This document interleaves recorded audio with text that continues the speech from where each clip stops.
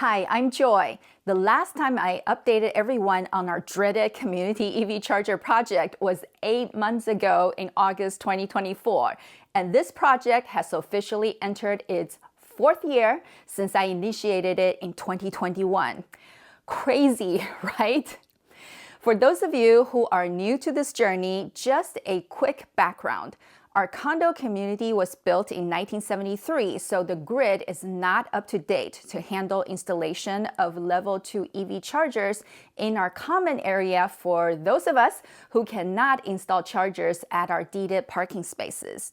Our local power company, Southern California Edison, had a program in 2021 that would give us 50% off on level 2 charger purchase, plus covering for the grid update for free, which is a huge and costly job.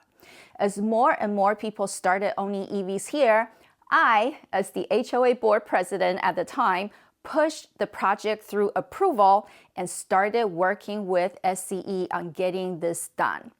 Little did I know that 4 years later, I am still at it and the EV chargers are still not installed.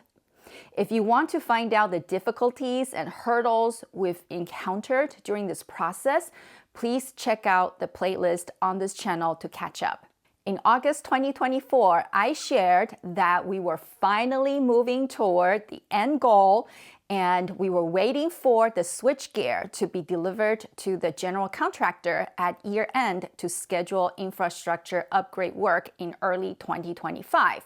I said in the last video, episode 12, that I hoped I would have an update for you by year-end 2024. Well, that obviously didn't happen because we are now at the end of April 2025 and the infrastructure work still has not begun. So, what happened in between and where are we now? After my last video in August 2024, we followed up with SCE in September. Our project manager told us that the A&E firm resubmitted the letter of authorization we sent at the beginning of August. After a couple of weeks, our city reviewed and responded saying a structural engineer stamp on certain pages and a small revisions were required, so they kicked it back. At that time, a structural engineer was reviewing and stamping the request and would resubmit to the city ASAP. Once the city signs off and stamps the plans for approval, our project manager would notify the general contractor to pull the permits. In the meantime, they were slated to have the switchgear delivered in the next few weeks. So things were progressing in tandem, which was good news. So we continued to wait. A month later, in October, we followed up with SCE again, but unfortunately, there was no news. Another 2 months went by, and we checked in with SCE in December. Our project manager told us that he was having a bi-weekly meeting with his A&E to discuss this project. At that time, they were still waiting on a third-party structural engineer to review and stamp the plans due to our city's AHJ requirement. The project manager said this should be the last remaining requirement to get through AHJ plan check and have permits issued. Once SCE receives the permits, they will promptly schedule a pre-construction meeting with us and discuss mobilization and construction schedules.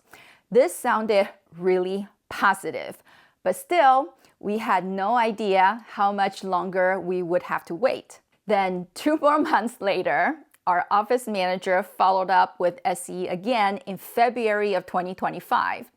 This time, the project manager told us that they had gotten the plan stamped and resubmitted to the AHJ. They expected to have stamped approved plans by the end of February 2025, barring unforeseen corrections. Of course, right? Once they receive the approval, SCE will promptly schedule a pre-construction meeting and discuss mobilization and construction schedules with us. Another month later, I followed up with SCE, this time in March, and actually got a good response. We were told that the project was making good progress. Our project manager got back the permits and approved stamped plans from the A&E company. He was waiting on the general contractor's availability and the meter address from the city before he felt comfortable with timeline estimation. But he felt we were getting very close to a pre-construction meeting. Man, this was such a welcomed news. Couple of weeks after my follow-up with SCE in March, our project manager told us they hit a little snag at the city again. Typical. And he needed a new letter of authorization for the A&E to request an address for the new meter. So we quickly provided those letters and crossed our fingers that it would go through this time. On April 14th, 2025, SCE reached out to us and said that they have awarded the work to their general contractors and will be moving into the construction phase. OMG, this is finally going to happen. Our project manager explained to us that this process will contain two parts: the pre-construction meeting and site mobilization. And they have requested a pre-construction meeting on site with us on Wednesday, May 7th, 2025.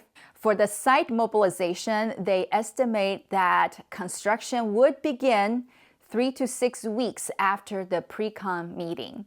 So this is where we are now. This is finally happening. We will have level 2 community EV chargers on site this year in 2025. But this does not mean that the journey ends here, because from the last 4 years of working on this project, I have learned that things could happen that would cause further delays. So I will continue to update on the progress on this channel and let you know when we really finally have the chargers installed and operational online. Thank you very much for trekking with me on this super long journey. I hope my experience of dealing with our local utilities to install EV chargers at an old property has provided valuable info to you and your HOA. I will see you in the next video, and God bless you.